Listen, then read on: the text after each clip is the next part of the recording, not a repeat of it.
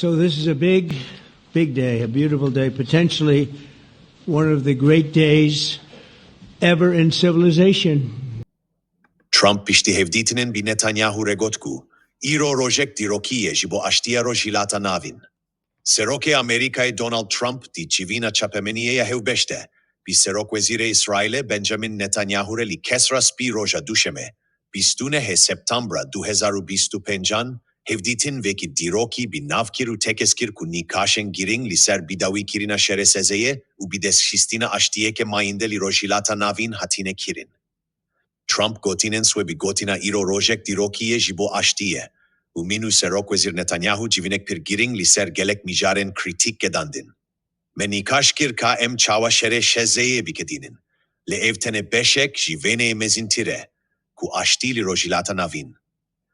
Civîna ku li ser plana aştiyeya bîst xaliya Trump sekinî, rawestandina tavileyê operasyonên leşkerî in İsraîlê li sezeyê, zêdekirina alîkariya mirovî û berdana hemî rehînên İsraîlî ji hêla Hamasê ve di nav 48 dem ji mêr an divê dihêvîne. Trump, baweriya swê anî zîman ku dikare li hevkirînek çebîbe, hişyarî da ku gerplan ji hêla koma terorîsta Hamasê ve vere red kirin, İsraîl de piştgiriya tevahî ya Washingtonê hebe da ku gefa Hamasê bi tevahî ji holê rake.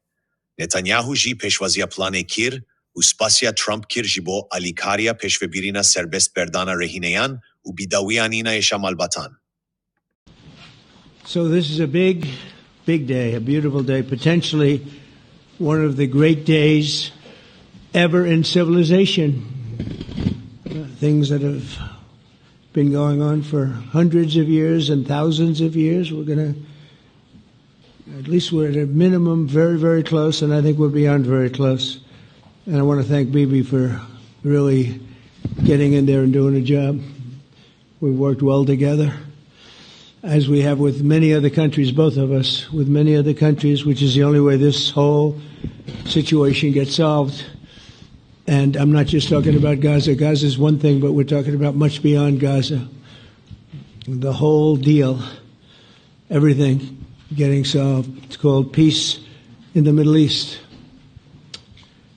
So today is a historic day for peace, and Prime Minister Netanyahu and I have just concluded an important meeting on many vital issues, including Iran, trade, the expansion of the Abraham Accords, and most importantly, we discussed how to end the war in Gaza, but it's just a part of the bigger picture, which is peace in the Middle East, and let's call it eternal peace in the Middle East. So this is far more than anybody expected, but the level of support that I've had from the nations in the Middle East and surrounding Israel and neighbors of Israel